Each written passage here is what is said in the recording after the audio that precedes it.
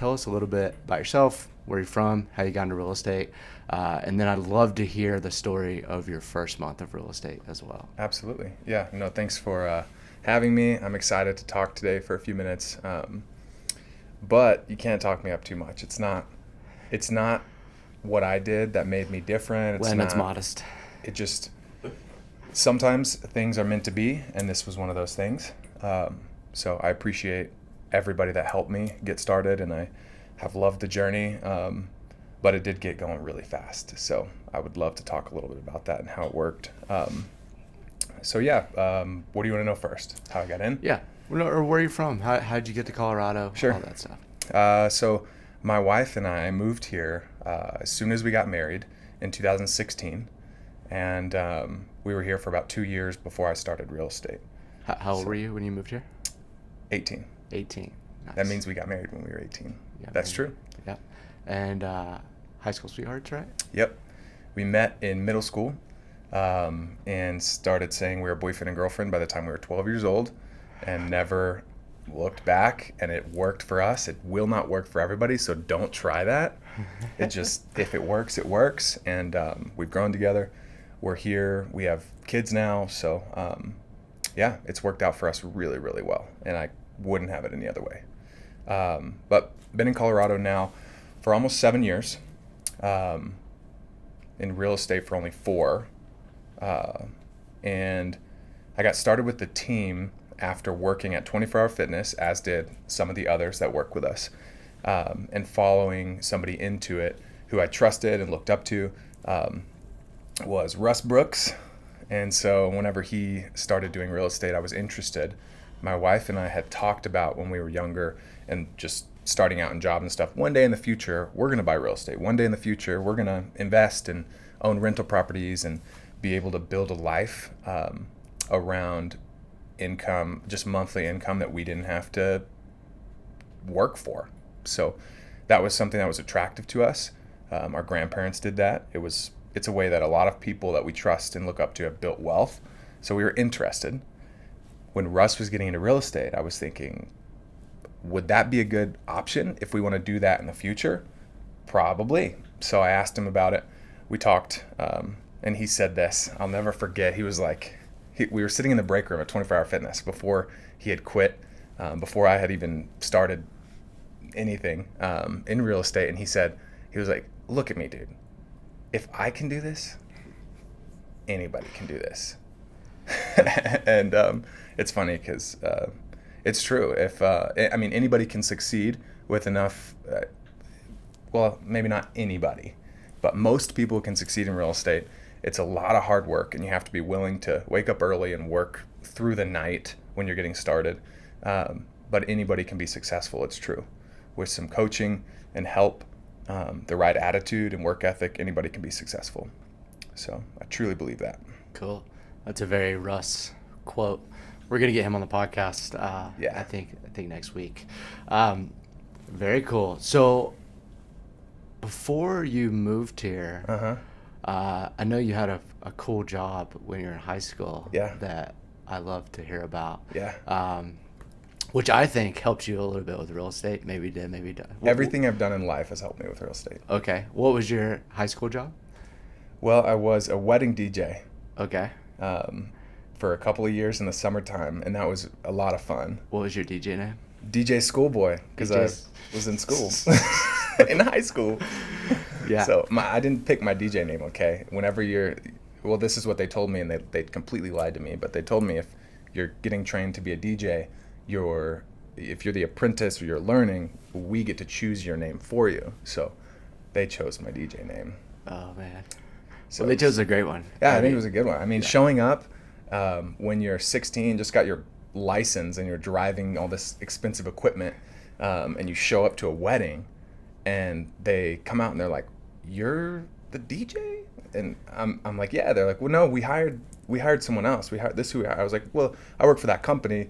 He sends me out to do the weddings, and whenever he's double booked, and I do this all the time. I'm really good at it. Let's get this going." And they're like, "Okay," and they're all worried about it. And then by the end, they're just like, they're dancing and having a lot of fun, and they think it's awesome because I'm also the MC, right? So, yeah. I'm like, for the first time in public, this is Mr. and Mrs. Smith. And I'm like, I'm just a young kid, and everybody thinks it's awesome and loved it. And it was a party all the time. It was super fun.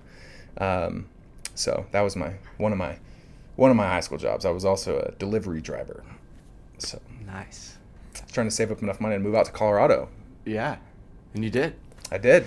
Yeah, I Just think, enough, and then spent it all on the first day getting here. yeah. Basically. Yeah. Everyone, it's kind of a wake-up call when you move here. I know I moved here from basically a small town. Yeah. And North Carolina, right? Virginia is where You started? Yeah. Oh, that's you where went I to grew up. Went to college in North Carolina. Nice. That's where I met Matt. Yeah. But it's like 10 times more expensive to live here than it is there. Yeah, cool. So we actually worked at 24 for like a week together, I'm pretty sure. Yeah, I think you were phasing out as soon as I was starting. Yeah. So I didn't even get to really know you. Okay, how long were you there? I was so I started as just a trainer, and I think I was there for 14 months or 16 months before I went to be a fitness manager at a different club. Okay. For 8 to 10 months before Really? I came back and trained for another 2 months before getting into real estate. So you're an FM. I had Yeah. no idea that you did that. What club? It was called Aurora City Place. It shut down. ACP, baby. It shut down. It didn't do well. Arroz con pollo, yeah. Yes, there you go. That's like my favorite Mexican dish. It's like the whitest dish you can order, but it's amazing. good. Yeah. So you join. So from the moment you say I want to be a realtor, till you have your first closing, give us that. Give us the lowdown. So it was 39 days. From the second you said, okay, I'm going to quit my Yeah. job and be a realtor, you had your first closing. Yeah. So this is an interesting story.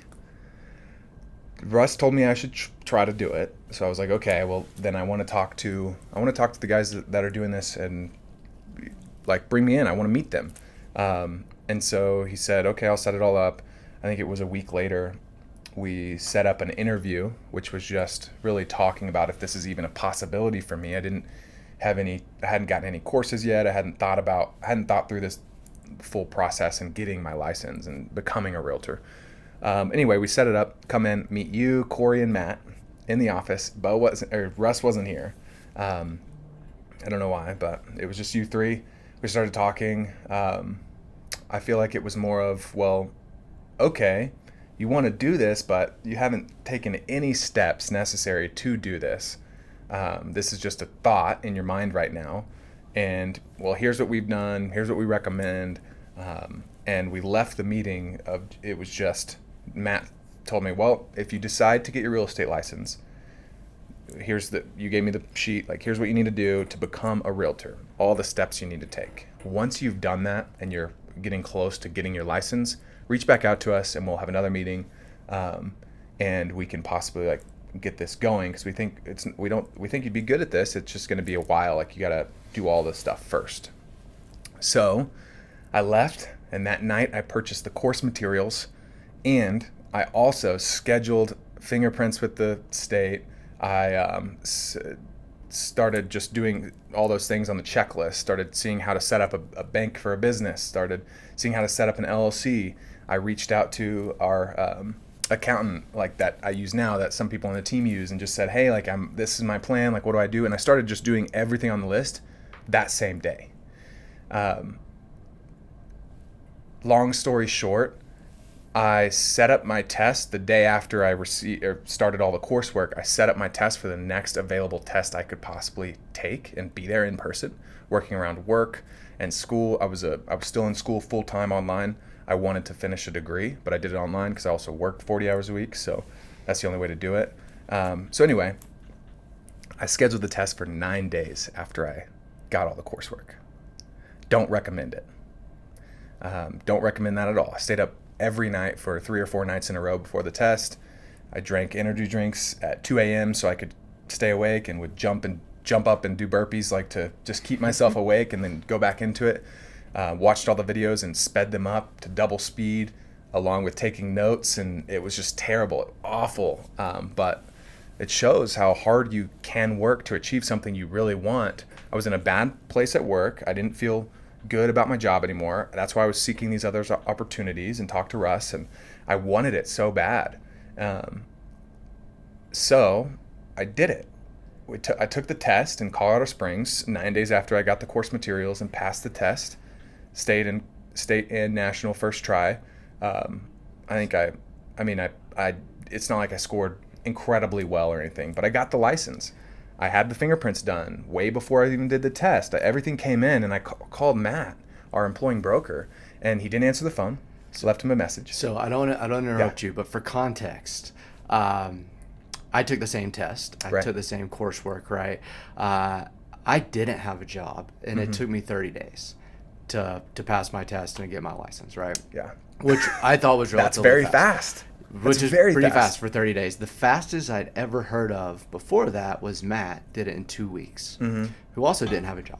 Yeah. You did it in 9 days. Right. But you had a job, and you were going to school. Yeah, keep in mind when you're in school, especially in online college, you're very used to taking in the information, memorizing what you need to, taking practice tests and quizzes, and passing. Okay. Very used to that, so I was in a mindset where I could do that. I was doing it every week with school, and I just stopped doing my school at night, which I did, and just failed every single test and quiz for that 2-week period. Okay. Still passed, but let myself fail everything so I could focus on real estate and passing real estate. So it's like, it was just a switch of mindset from, okay, I'm finishing school every night, now I'm finishing real estate every night. So okay. Back to your story. You called Matt. Impressive though, so far. Thank Pretty you. mind-blowing. Appreciate that. I love telling this story. Yeah. I don't tell it very often, but I love it. Called Matt, didn't answer, left him a voicemail. I let 2 days go by, and I was like, what's happening? Because I was so excited. And I wanted to do it so bad. Well, Matt doesn't check his voicemail, so. Right, there you go. So let 2 days go by. Also, the accountant hadn't called me back because I talked to him, and he was like, well, we'll talk about this when you're closer to the... So anyway, no one's calling me back, and I'm like, what's going on? So I called 4 times, I think, in the same day. I called Matt, and he called me back another day or two later and said, okay, look, I know you're really excited, but we have to get you have to get your license before we can do anything else. There's no other next steps right now. So please just work on that, put your head down, grind, get it done. And I was like, exactly, I did it. And he said, what do you mean you did it? We talked 2 weeks ago. And I was like, yeah, I got the license. I have it, got the paperwork done. I actually set up my business account, got the LLC set up. I'm ready to come in the office and start learning how to be a realtor, because the test doesn't teach you how to be a realtor. It teaches you how to do contracts and memorize words and definitions. It doesn't teach you how to be successful. And he was so caught off guard and surprised. He's like, man, I'm sorry I didn't call you back the last few days. I was camping. We were it was one of my only times I've taken off work in months. And so he was very surprised and very sorry that he didn't call me back. He just didn't know that there was any way that I could have done that, because I hadn't really been talking to Russ a lot. He was super busy getting into real estate himself. Nobody else knew. And then I came and met with Matt a day later. So it was, I think, May of 2018 or no, it was in 2019. And so met, had 2 days of just learning how to use a CRM, how to effectively engage with your clients, how to talk on the phone, and he helped me with all the basics. And then I got on the way that we accept and claim leads, and one of the very first leads I claimed in that day, this is how the story happens from it being 39 days from the time I said I want to get my license to my first closing. They came in, and it was a sweet older woman, and she was so kind and nice and wanted to see a home. It was a Victorian style home, and we went and saw the place the day that I connected with her on the phone, and it was my first showing ever that I had done with a client that I had accepted. It wasn't my first ever lead accepted, because I had talked to a couple people on the phone before that, but it was the first time I was going out to see somebody at a house. And I will never forget the experience, because it was just so surreal. It made me feel like this was something that I was meant for. Because we connected, we talked, showed him through the home, and at the end, as we were gonna go out and leave, I told him, I just said, I would love to help you guys. It was her and her sister. They lived together so that they could just live on their own longer, because they're elderly, and just they helped each other. So they were so sweet. And as we were leaving, I just told them I would love to help you. I can show you any other house that you want to see. And I can connect you with the resources you need. Just please let me know what you want to do. And if you want to see anything else, Give me a call. And that's how I thought it was going to be ended. And they said, well, we really like this one, and we really want this one. And I was like, I didn't know how to respond because I wasn't ready for that to happen immediately. And I said, okay, great. Then that means, and I was thinking in my head, like, what does that mean? Okay, I know. We need to get pre-approved with a lender, and then we can submit an offer, I think. I'll double check, make sure, like, that's the process. I didn't say that, but, and they said, well, we're pre-approved. We were going to buy the house we're renting, and so we got pre-approved, but then that didn't work out. So we came to see this one. It's in our neighborhood. We just love it. We're ready to buy it, and we have a pre-approval. I was just blown away. I said, great. I'll go work on the offer right now. I'll call you in a couple hours. We can go over it together. Came back to the office, and 2 other agents that we work with were here, and I came and said, hey, I need help. Like, I got to write an offer. I got to get. And they were like, whoa. Like, what? What are you talking about? You're not writing an offer. Are you practicing? Like, are you trying to get ready for the day you get to write an offer? Like, no, I met these clients. They want to write an offer. Well, you got to get them pre-approved. They're pre-approved. Here's the pre-approval letter. Have you talked to the lender? No. Call them. Okay, I'll call them. So I did all the things. And a couple hours later, I had a well-written offer that was reviewed by people who had been in real estate a long time. So it was a great offer. We got the house under contract. We closed in 21 days from contract to closing. Learned a lot. Did a lot wrong probably, but also did well enough because I had help, which is something you get when you work for a really good brokerage with great coaching and great mentors. And closed in 21 days, which was 39 days total from the time I bought my course materials. So that's the story. Wow. That's impressive. That was the easiest deal I ever had. Every single one after that for months was incredibly difficult. Yeah. So it's not that way all the time. Don't get that in your head, ever. Yeah, it's funny. There's a lot of people on the team that have similar stories of having closings pretty quickly. None that fast, though. That's pretty wild. I think it was awesome. When I first started, my first closing was in like 60 days. Mm-hmm. It took me 30 days to get my license. And then luckily, as soon as I posted that I was a realtor, a couple people hit me up in my sphere. And that's great. I had no sphere. Yeah. Me either, really. I got super lucky.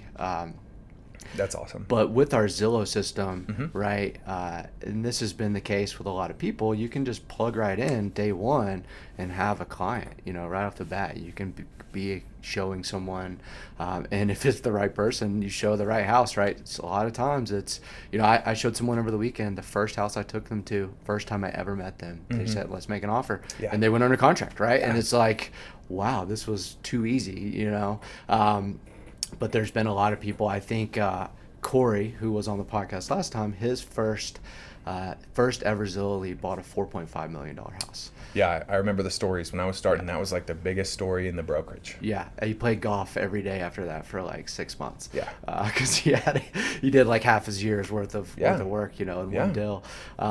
Cool. So, I've been asking this question recently. What's the best advice you've gotten pertaining to real estate, right? Maybe when you first started, you got some good advice that really helped you. Do you remember anything standing out like that? Yeah. There was a lot of advice I got because I was lucky enough to come on when we were very small and we were close-knit, and I was able to communicate with every single top producer in our team really intentionally. So I got a lot of good information from you, from Matt, from Corey, who was also on the podcast last week, from Zach. There's so many people I could list, and Russ, even though he was new. He was already working really hard and gaining a lot of knowledge. If I had to choose one thing that stuck out to me, was probably when it wasn't even a real conversation about business or trying to light a fire in me or anything. It wasn't even supposed to be motivational. I think it was just a random conversation I had standing out in the office with Matt, and he was talking about when he first started and he started claiming the Zillow leads and trying to build a new business model that would work for really just anybody to be able to start real estate and become incredibly successful. And he said something that I say all the time, and I don't remember exactly how he said it.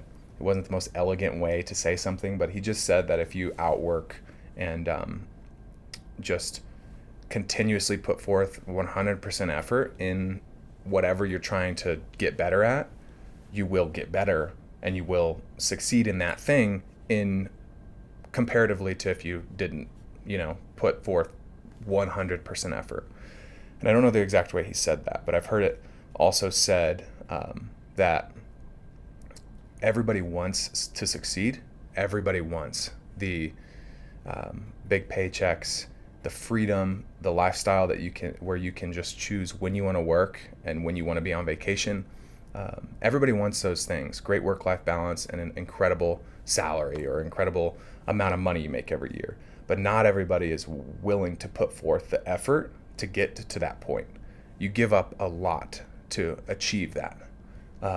So I think if you're willing to give up those things early on and for a long period of time, if you're willing to come in on the weekend, if you're willing to get up at 5 a.m. every day because you want to have time to exercise or work out and work on your own mental health and physical health and emotional health, if you want those things, you're going to have to get up at 5 because the rest of the day you're going to be incredibly busy because you're grinding and working on something that has nothing to do with you and all to do with the success that you want to get in the future. Not many people want to do that. Not many people want to stay up till 2 a.m. on a Saturday night working on contracts and talking back and forth with a client who just can't sleep because they're so excited about their house that they might be able to get and win and live in for years with their family. So if you're willing to put in the work and sacrifice for a long period of time and off and on still, even when you're 5 years into the business, you have to sometimes sacrifice that a 6-month period when the market is busy and your clients need you to then have the freedom and the luxury and the income that you never dreamed of. So that's the biggest thing. Yeah, it's not all roses and rainbows. No. I remember the first time I stayed up till like midnight working on contracts, and I was like so proud of myself. Like, you guys hear about this? I was up till midnight last night writing offers. Yeah. That was in my first couple months, and then like you said, since then it's been a lot later than that. I heard a story about you that didn't you show a house at like 1 a.m. on Super Bowl Sunday or something? I sure did. Yep. So that was actually my first buyer. Yeah. Because I started doing real estate around that time. Uh-huh. Yeah, he ended up becoming an agent and working for us. That's awesome. After that. Yeah, I didn't care too much about that Super Bowl. That's for sure. But yeah, you touched on a lot of things there. Things people look for in real estate, right? You want that freedom to do the things you want to do, live the life you want to live. But to get to that point, you have to make sacrifices. And I do agree that the people that are willing to make those sacrifices, to put forth the effort and the work, they're the people that are going to stay in the industry. Right. I mean, what is the statistic? 90% of agents don't make it past their second year. Yeah. I mean, and I'd say even less, even more percentage, because those that do sometimes don't even do real estate. They might, Yeah. Yep. So to wrap things up, I want to ask one more question. What's the craziest thing you've ever seen on a showing? Oh, I've already told people the craziest thing I've ever seen on a showing, but it was Tell us again. It was crazy. It was nuts. I don't think I know this. You don't know this story? No. Oh my gosh. You need to get with it on our Instagram, okay? We posted this story. I'll do better. Listen. Okay. It's so funny to even think about. Every time it makes me want to laugh, and it was also scary. It was scary in person. But I meet a client for the first time ever. She was very nice on the phone. I hadn't shown her any other homes or talked about the process or anything. It was, we're going to meet up at the house. We're going to see a condo, and then we'll go from there. We go. It had been on the market for more than 2 months, which was very, very weird in our market at this time. It was in 2020, after COVID started, everybody and their mom was buying homes, and We were in multiple offer situations again, and everything was flying off the shelves. This one had sat for a while. We didn't know why. It looked great online. Went to the showing. We go in the door. Everything's great. It doesn't smell very good in this house, and somebody still lives there for sure. So I don't know. It was okay, but we were having good conversation. We were building rapport. I was finding out the things we needed to know for her to find the right house, and it didn't seem like this was going to be the one, but probably because it smelled bad in there. I don't know. Make your house smell good if you're trying to sell it. A very easy thing to do. We go into the master bedroom. We are just kind of looking around. We look in the bathroom, everything. She's going to open the closet. She opens the closet and slams it and jumps back and looks at me and like, she said, "There's an animal in there." And like looks at me and I'm like, whoa, maybe there is. Let me read this showing. Is there like a dog that they said not to let out of the closet? I don't know. And I'm like looking. I didn't go in the closet yet because I'm trying to figure it out. But at first I thought we needed to get out of there. Like there's something bad going on because she freaked. And there was no noise. It was completely quiet. And so I was just like, I'll check. I didn't know if I believed her. I didn't know what was going on. So I went to check and I slowly opened it. And this is also in our Instagram, you could have watched, but I slowly opened the door. And as I open it, it's face level with me, just looking at me, and there's an animal. But I didn't freak out because it was not moving at all. And I knew immediately it was stuffed.